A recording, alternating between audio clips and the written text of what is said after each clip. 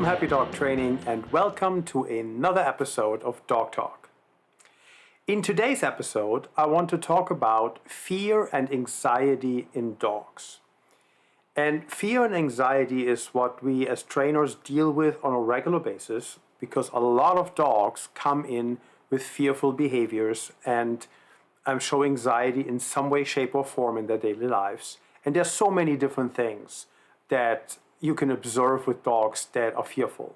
It could be the more typical body language signals that people are often looking for, like the tugged in tail or the crouching down or the avoidance responses, rolling over, showing their belly, submissive urination, all these things. But it can be barking at strangers, trying to bite visitors to the home.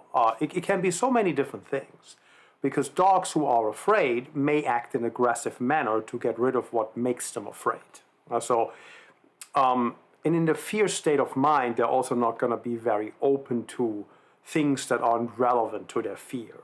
So sometimes people come with cookies, they come with treats, and even I work with toys, so even with toys, in that moment where a dog is super fearful, the toy isn't relevant. It's not important in that context.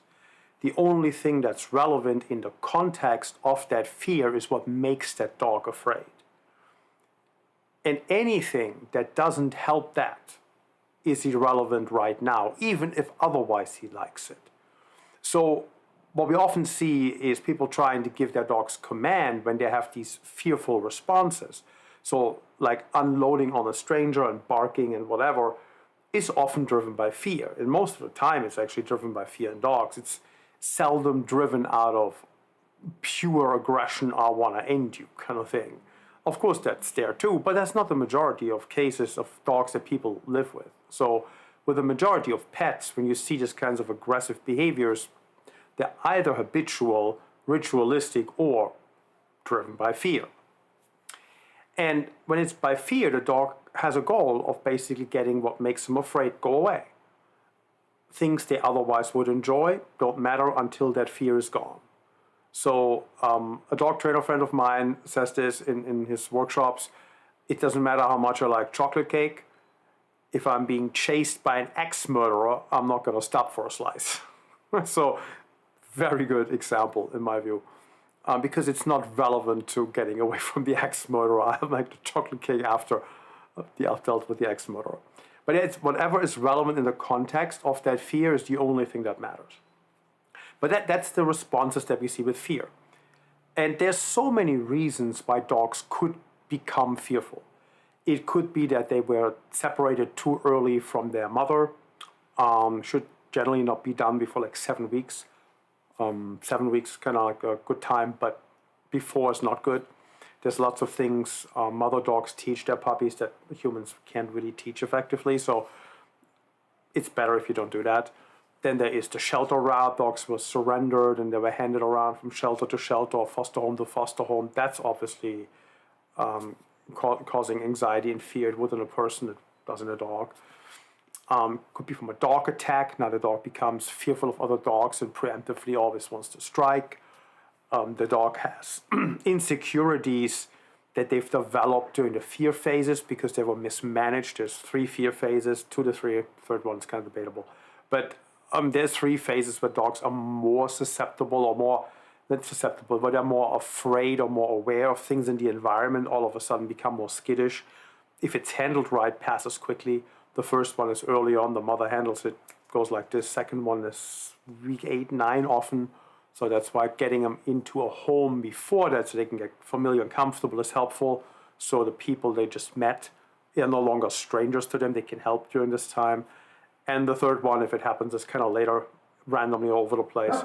There used to be some chart on UC Davis's website that outlined all the stages and ages, but that is no longer there because it kind of doesn't hold up. So probably removed it because it's not that reflected in reality of what they actually look like. But those are the things that we see in the behaviors, and those are some of the reasons.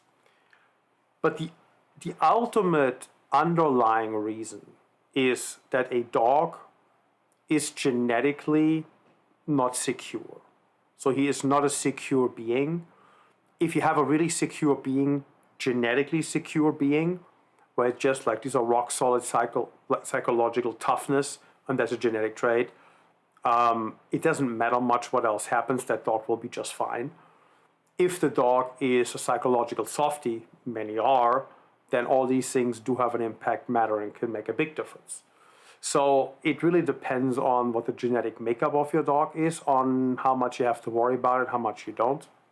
If you have a dog, a puppy that is from a working line breeding operation, like and when I say breeding, I mean professional breeders. I don't mean backyard breeders, I don't mean hobby breeders, I don't mean any of this nonsense that shouldn't exist. I'm talking about professional breeding by people who know what they're doing, who are maintaining breed standards, maintaining breed traits, care about the health of the breed, care about healthy genetics, like professional breeding. That's the only breeding I'm referring to, just to be clear. So when you have a dog that is bred in a way that you have solid genetics and solid psychological makeup, the dog's not going to be afraid of things, even when they get into fear phases, or even if things happen that could be a little scary, they quickly recover. And with working line breeds that are bred to actually work, so actually go hunt, actually do bite work, actually go protection, whatever the work is, but like real work, like purpose breeding. With dogs like that, you have a much tougher psychology. You don't have these issues so much. So people with purpose-bred dogs, bred for work, are going to have fewer of those issues to deal with and maybe never have to worry about it. But most people don't. Most people rescue their dogs, or they have them from pet dog breeders. And the psychology of those dogs isn't necessarily always the toughest. And that's not necessarily a problem, but you deal with more of these fear issues, and you have to address them, and you have to work with them.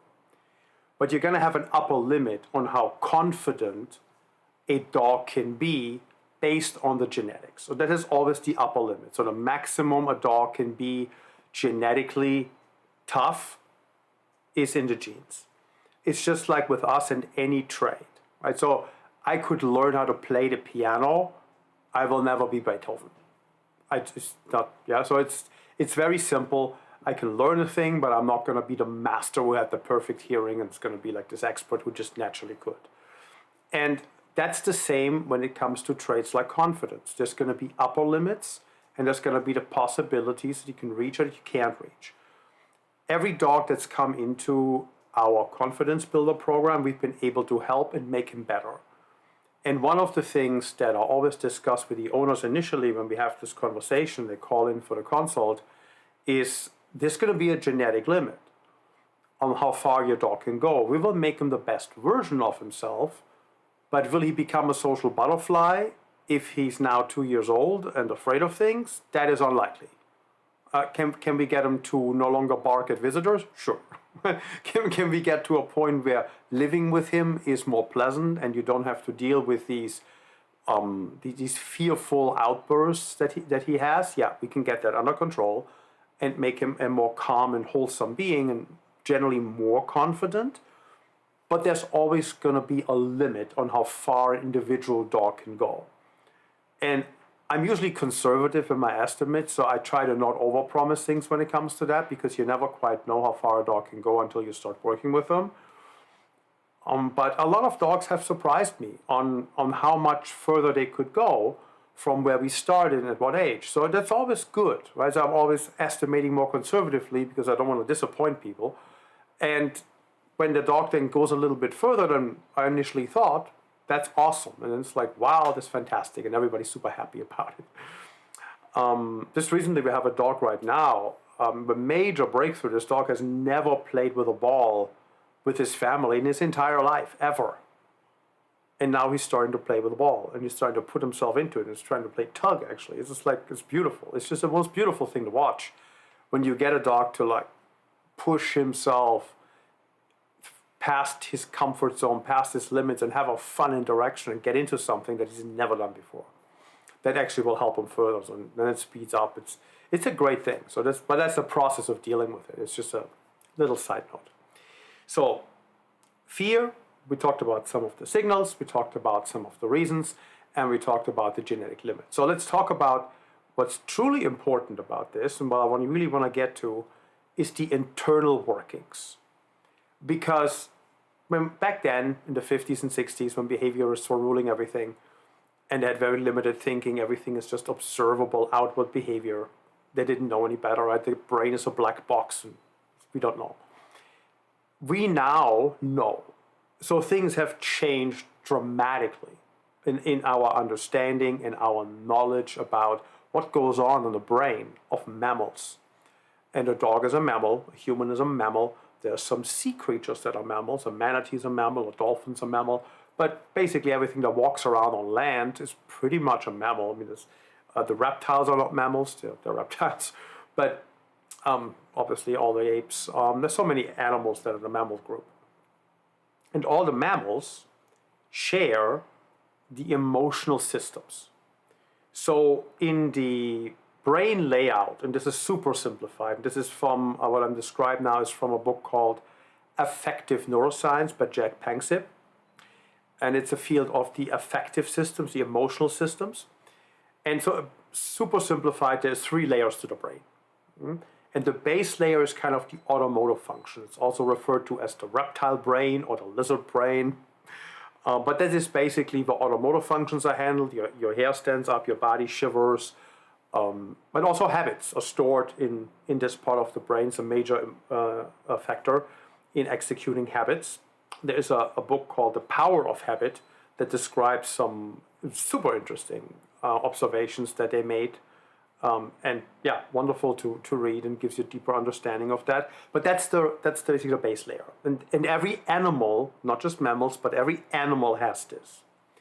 Now the next layer in the brain that came in the evolutionary development of creatures is what mammals have, and that is the limbic system. So the second layer is the emotional systems. And the limbic system is something that handles all the emotions of mammals.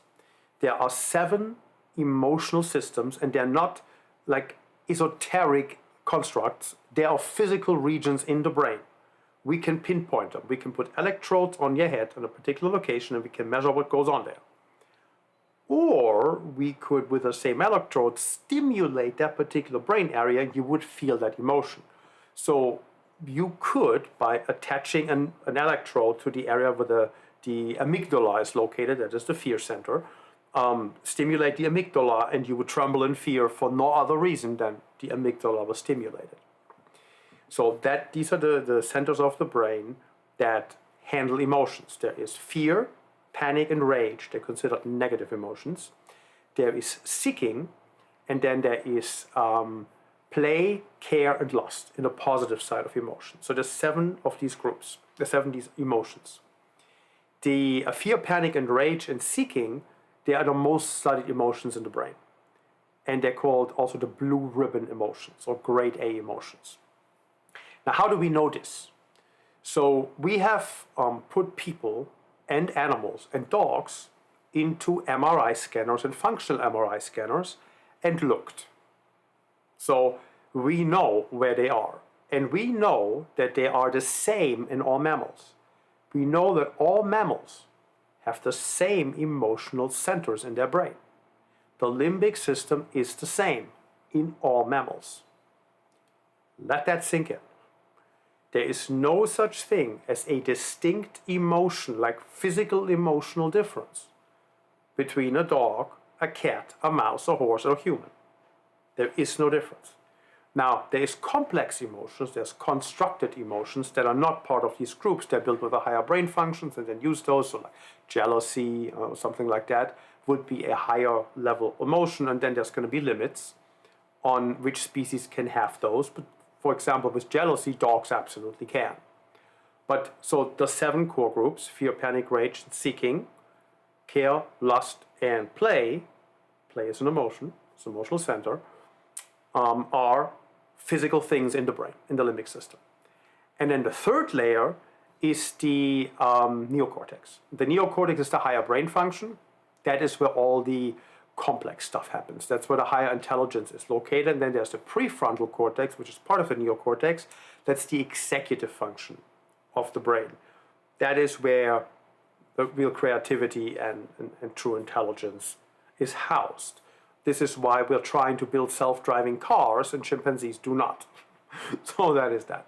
Now, so for example, dogs have all these systems as well. They're just smaller in the higher brain functions. So in the executive function, the prefrontal cortex in a dog is about 8 or 9% of their neocortex, while in a human, it is 28 or 29%, something like that. It's a huge difference in size. But it's all there. So they have an executive function. It's just less developed. But we know that all from MRI scans. There is a documentary and a book and a TED Talk and videos on it. It's called How Dogs Love Us. I think Burns was the name of the doctor who, Jeffrey Burns, I believe? I'm not sure. But who did the study. And he shows in this documentary and TED Talk how love is manifested in a dog's brain. And that is how this is called How a Dog Loves Us, or How Dogs Love Us.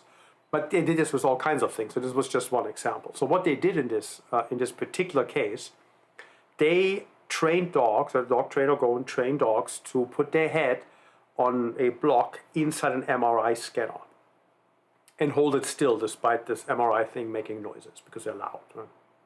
So they trained the dogs to do that. And once that was done, they had dogs go in, turn the MRI on, and showed the dog pictures of things or enacted things. So but they presented them with information while they were looking at the MRI picture, a functional MRI of the dog's brain. And when they showed the dog a picture of their owner, the same area in the dog's brain lit up that lights up in a human brain when we look at someone we love. How dogs love us. So we know that the emotional center, the emotional area for love, it's the care part, is located in the exact same spot in a dog as in a human. And they did it for other dogs and fear and all kinds of stuff. So they know it's all the same. And we've done it with other species along the way. So we know that for mammals, that is a universal thing. So all mammals have these 7 emotional systems. As I said, the amygdala is the fear center of the brain.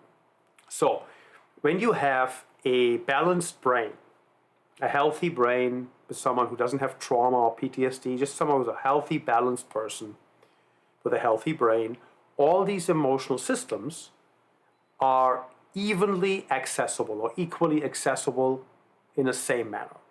There is no emotional system that activates faster, has more density in the brain, that more density meaning more neuronic activity, more brain mass, more going on, would activate faster, would be like the default. Right? So in a healthy brain, it's all even. So a healthy brain can equally activate care, lust, play, fear, panic, rage, or seeking in an equal manner, no difference.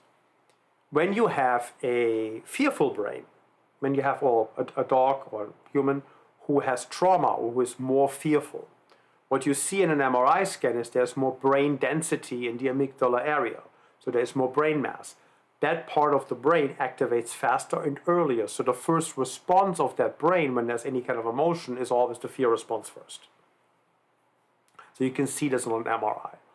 That's what happens internally because it always activates first because the dog's afraid all the time. So whenever he sees something, oh my God, what's that? What's this? So that makes that part of the brain more active because that's what the dog constantly experiences. So that's kind of a bit of the underpinning of this. So how do we use that in training to help to understand this? How's this important, right? So it's important because we understand the seeking system quite well as also. The seeking system is the system that's responsible for motivation. It's desire, it's curiosity, checking things out, investigating things. Hey, what's this? Hey, what's that? Without fear, with curiosity, embracing it and investigating it. And the seeking system, when it activates, it's kind of like the lever on a hot-cold shower water thing. And let's say I have a brain that's in a fear system right now. There's a fear response, and it's never 100%. Let's just say it's 80% or 60% is a fear response right now. The other 40 is whatever. So I have a 60% fear response, and I manage to activate the seeking system in that moment, what will happen is that the seeking system can shift the brain out of this fear state into a positive emotional state. So it can take it out of it and move it over. It's kind of like regulating from hot to cold. So the seeking system is the regulator in a way that can shift the brain from one side to the other. So if I have a fear response and I turn on the seeking system, I go over to the other side, which is good. I can go over to play. That's the goal usually, but the other two are not as useful in this context. But play is what we're usually trying to get to. So basically, my dog has a fear response, and I do something that triggers the seeking system, and then he goes, no, go over here. So he goes, oh my God, no, go over here. Fear response, no, go over here. So it's always like, no, go over here. So we want to trigger the seeking system every time he has a fear response. So the way we trigger the seeking system, which is also the dopamine release system. So there's another thing about the seeking system that's kind of relevant to understand. If the seeking system goes offline, you basically have depression. So that's the last thing that Panksepp worked on before he passed away. I think he passed away after the 4th or 5th edition of his book was published. And this is a field he's worked on for a long time. There's also a TED Talk from Panksepp, which is interesting to watch. But the depression is something he worked on at the end. And this was basically, depression is when the curiosity, when the motivation's gone, the fear center is offline. So they were experimenting with getting a dopamine release going and bringing this back online to help with depression. And I don't know what the latest on that is, but it's just like what I saw in this TED Talk when I watched it. But it's responsible for keeping a person out of depression, so it's also important to understand. The seeking system is a powerful part of the emotional, the limbic system. So the way the seeking system can be activated is by the presence of something good, the desire for something good, or non-threatening novelty. So what would be an example of this, right? So non-threatening novelty is what we can play around with quite well in training. So let's say your dog's in a fearful response and you're with your dog, and instead of trying to give him command, let's say you were to sit down on the ground in the middle of the street and all of the sidewalk. Your dog would stop whatever this fearful thing is, and he would immediately come to you and check you out, say, are you okay? What's going on? Because it triggered curiosity. Curiosity was by something novel. So there's novelty, and it's non-threatening. It's something he's never seen before. It's something that's quite curious. He doesn't know quite what to make of it, and needs to investigate that. This is concerned. It's also you. He cares about you. So, what's happening here? So that's non-threatening novelty. Squirrel, non-threatening novelty. It's also the presence of something good and the desire for something good. Squirrel running up the tree. So there's desire for something good, presence for something good, and non-threatening novelty right over there. So the dog has to go investigate. A smelly bush, the dog may drag you to. He wants to sniff that. There's the presence of something good, and there's desire to investigate. And maybe it's novel, maybe it's not. Maybe it's familiar. Who knows what the dog smells in this moment. But these three, so presence of something good, desire of something good, and non-threatening novelty activates the seeking system. And when the seeking system activates, we can shift the brain out of a negative emotional state into a positive emotional state. So we're trying to do that in training. We can do that in training with play, or by acting in a way that is surprising to the dog, doing something that is unfamiliar, non-threatening, and kind of curious. So trying to play with a ball on your own, throwing it against the wall, throwing it up in the air, pretending to have a good time, is curious. So dogs will try to, what's happening here? Am I missing out on something? So they're trying to get into it. The more fearful the dog is, the longer this will take. But this is not a bad approach. You can throw the ball back and forth and run after it, and the dog may all of a sudden maybe participate in this, what's happening here. So triggering the seeking system is a super powerful way during training to bring a dog out of a fearful response.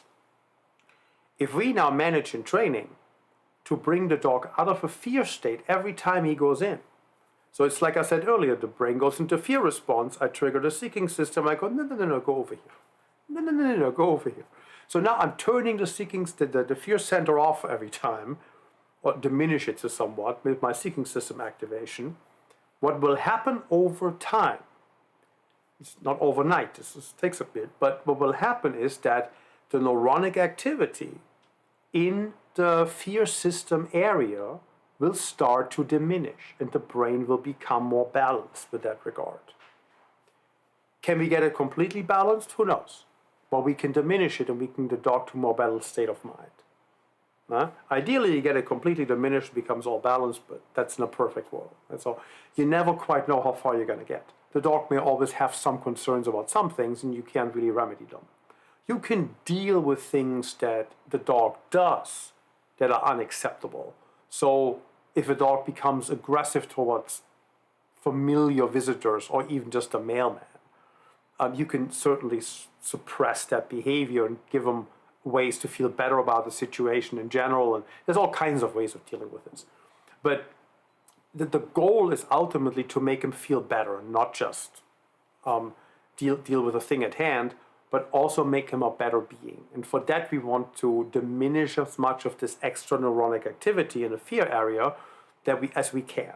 So we're trying to balance the brain out as best as we can and get the dog to the best possible place. Once we have him taking some more chances and trying things and exploring and seeing that he can do things, you usually see confidence start to come up and then go up and up and up. And it goes, in the beginning super slow, but then it kind of escalates and gets faster and faster and faster once you get to a certain point. And that's with every dog is a little different. So there's no like, it's going to be 10 weeks every time. It doesn't go this way. So I've noticed over the years doing that, there is somewhere in the 2 to 3 months time frame is usually where it happens, where you start seeing bigger progress. And I'm not 100% sure if this is related, and I don't think it's time at all. I don't think it's related to time. I think it's related through doing certain things during this time frame and kind of the training activities that happen in this time frame get the dog to a certain point, and just the time is just accidental per se. It just takes that long to get there from a training perspective to really make the progress. And it's not that we couldn't move faster, but it seems like a lot of dogs can't move faster when it comes to fear. And that's my experience with it. I've been doing this for 18 years now. There are other people may have different experiences with duration and the fear cases they have. But I've gotten some pretty serious fear cases and continue to get them, working with one right now, who I haven't seen a case this intense in a couple of years. So the other ones that I've gotten the last couple of years were kind of milder. This one's been, I would say, the most intense one in the last 2 years. There's been more severe things, but it's pretty interesting. And she's starting to come around, which is kind of cool. So it's really interesting to see how this dog is starting to take more chances and starting to explore more and being more willing to open up. So, but that's a little side note. So that's what happens in the brain. So we have a fear response, we activate the seeking system, and then we shift the emotional response over. I'm using play. That's the general approach. So that's the biology behind all of that. That happens with a fear response in the brain. So on that, a couple of things that I want to point to. And these are things that you hear, that you read on the internet. And there's some dog people online claim these. So it's very common things that you hear. Don't pet the dog while he's in a fearful state of mind. It reinforces the fear. It's a very common thing that you hear. It is ludicrous. If you understand how this works in the brain, if you understand how dogs function, that is a ludicrous thing to be thinking. First of all, nothing is reinforcing to that fear that doesn't make it stronger. Reinforcing means making something stronger. A petting your dog may enjoy in one context. If it doesn't calm your dog down in the context of a fear response, is meaningless to him. So best case, it's neutral. If it helps calm him down, it doesn't make the fear stronger, it diminishes it. So it's from that perspective ridiculous right there. But it can't reinforce that and make the fear stronger. It's just biologically impossible. It just doesn't work that way. But this keeps persisting as an idea. And this idea is driven by 1950s behaviorist thinking, that everything we are and everything we can be is just a combination of reinforcement and punishment sequences. It goes back to Watson and Thorndike and B.F. Skinner. That was their mindset, that was their thinking, and too many people haven't moved on from that, because that is clearly nonsense. There's this famous thing that Watson said, who was the first one who started formulating the operant conditioning ideas, and that then Skinner popularized and made them what they are today. But he said, give me 12 well-shaped infants and I can make them into anything I want with reinforcement and punishment, a doctor, a lawyer, or even a beggar man. Something like that. I'm paraphrasing a little bit, but that's essentially what he said. And at the time, people believed that. I don't think there's many people who believe that today, because that's utter nonsense. And we've kind of learned that's utter nonsense. It's just not how this goes. Right? But there's still too many who think this applies to dogs, this kind of thing. And it's just not true. It makes no sense. Another thing in that context is a quote that I always like to refer to from Jordan Peterson. He said it in an interview, and it came to the topic of animals. And he said this, I hope I get this right. He said the thing amongst knowledgeable behaviorists is that the anthropomorphization of animals is generally the appropriate tactic, unless you have reason to doubt it, because there is continuity between us and animals. There is the idea that there's discontinuity goes back to 1950s behaviorism. I think I got this pretty accurate. But that's the quote. And that is so spot on. What we used to consider anthropomorphization of animals is actually not even anthropomorphization. Because anthropomorphization means attributing an animal or a thing an attribute that is related to a human the thing or the animal does not possess. That's what anthropomorphization is. And with emotions, animals possess them. Dogs possess them. So when we're talking about the fearful responses, this is not even anthropomorphization. It's just attributing reality to them, because we now know from MRI scanners that the emotional systems are all the same. So but when you have a dog and a fear response and you want to understand what's going on with this animal, try to relate it from a human perspective, because it will probably work. So if you were afraid of this dog, how would you react? How would you feel? Now, the external expression of the fear will differ by species, right? So when dogs are afraid, they may bite people. Humans tend to not do that much, I hope. But so the external expression of the fear response will vary based on species. But the internal fear experience or rage experience or whatever, that will not vary. It will be the same. Now, when you have a complex emotion, we would, like jealousy is a complex emotion. It would start in your neocortex, and then you would reason your way into that, or reason your way out of it. We're excellent at this. Right? We're reasoning our ways in and out of emotions all the time. Animals don't do that. They don't reason themselves into emotions or out of emotions. They just experience them based on what they're observing. So they don't take it to the level people take it to. We're special creatures. The uniqueness of humans is clearly something to behold. But when it comes to the emotional responses, so the base level and the limbic system in the brain, there isn't really a lot of significant differences that are relevant to any of this between us and dogs, or us and mice, or us and cats, or us and horses. They're all mammals. And up to the limbic system, the differences aren't there. Higher brain functions, oh yeah, big differences, obviously. But up to the limbic system, emotional responses, they're not that different.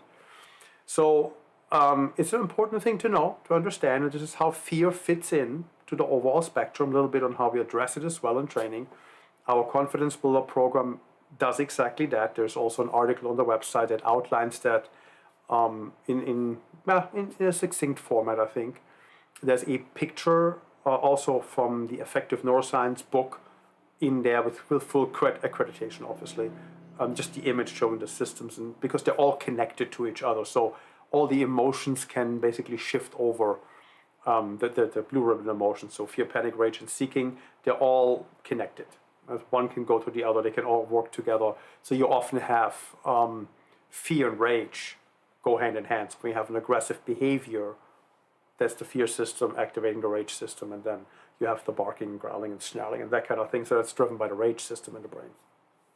And the rage system, just a quick side note, the rage system goes from the lowest level of frustration, of rage, which is frustration. That's the lowest level. And it goes all the way up from frustration to everybody must die. So it's like, I'm going to kill you all, that kind of thing. So the rage is like the highest level, and the lowest level is frustration. And frustration usually starts when we are prevented from accomplishing an outcome. So if you are prevented from succeeding in whatever it is you're trying, you become frustrated. And frustration is the first level of rage, anger, rage, up the scale. So you want to go home, but you're stuck in traffic. So frustration. And it can go to road rage. So that's a little side note on that particular system. But this is all based on affective neuroscience, which are the affective systems, the affective responses in the brain, and how they are the same between humans and animals, and mammals, not all animals, but mammals. And I hope that explains a little bit what goes on inside your dog's brain when he's afraid, and why certain things like giving commands or giving cookies may not work in this context, because it doesn't make the dog feel better about what he's afraid of, and how we can go about addressing that by triggering the seeking system, and through novelty is usually the easiest way of accomplishing that. So that was a little deep dive of some of the more intricate things that we do in training, and the background and the biology behind it. So there is a deeper reason for a lot of those things that on the surface, hi, throwing a ball, cool. But maybe I'm throwing it in a specific way and doing specific things with it that's more than throwing. Can also be done with food, for example. So it doesn't become about the food, though. It becomes about tracking the motion of the food. So if you were to try this with food, which I've done in the past, is you could throw a couple of pieces of treats through the dog's field of motion, of vision. So let's say my dog's staring at something, and I take a couple of treats and throw them through his eyes, through his field of vision. If his eyes are tracking it, even if he doesn't go for it, that's an indication that I may be able to trigger the seeking system by throwing more things in front of him. I can't hit him with it, but that's not ideal. A treat probably wouldn't matter if it was one treat, but if I throw more treats through his field of vision, he goes, hey, what's this? That can also help trigger the seeking system. If he eats it or not is completely irrelevant. I just want to see if he tracks it.